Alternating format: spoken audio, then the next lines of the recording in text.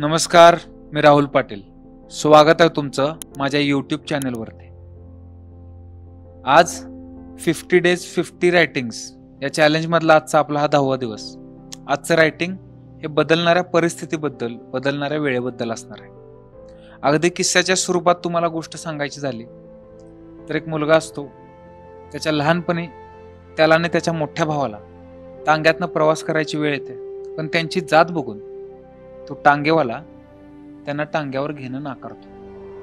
मग सौदा असा ठरतो की ते दुप्पट पैसे देतील, टांगा स्वतः चालवतील आणि टांग्याचा मालक मागणं चालतील. नंतर ते टांगा धुण्याचे वेगळे पैसे सुद्धा देतील. या मुलालाच शाळेत गेल्यानंतर सगळे विद्यार्थी ज्या भांड्यातनं पाणी पितात त्या भांड्याला शिवू सुद्धा देत नाही. आणि वेळेचा चमत्कार बघा, हाच मुलगा पुढे जाऊन युगाचं परिवर्तन करणाऱ्या भारतरत्नात बदलतो. अर्थात मी डॉक्टर बाबासाहेब आंबेडकरांबद्दल बोलतोय. माफ करा, पण ह्या मागच्या दोन्ही किस्स्यांमध्ये मला बाबासाहेब आंबेडकरांबद्दल कमी वाईट वाटलं आणि जास्त वाईट वाटलं ते त्या टांगेवाल्याबद्दल, ज्याला बाबासाहेबांचा सारथी व्हायची संधी होती.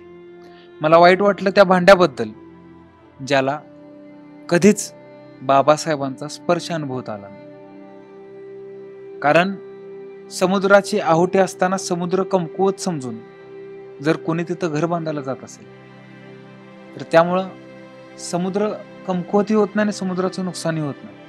नुकसान होतं त्या घराचं आणि ते घर बांधणाऱ्याचं. की वेळ बदलत असते, चाकं फिरत असतात. आणि या सगळ्याबद्दलच मी एकदा असं लिहिलं होतं. एका मूर्तिकारानं मूर्ती तयार करून मूर्तीच्या पाया पडण्याआधी त्या मूर्तीसाठी चिखल तुडवला होता. एका कोळशाच्या खाणीनं आतमध्ये हिरा घडवला होता. प्यादे सगळे सारखे होते बुद्धिबळाच्या पटावर, पण एका प्याद्यानं शेवटच्या घरात जाईपर्यंत स्वतःमध्ये वजीर दडवला होता. धन्यवाद.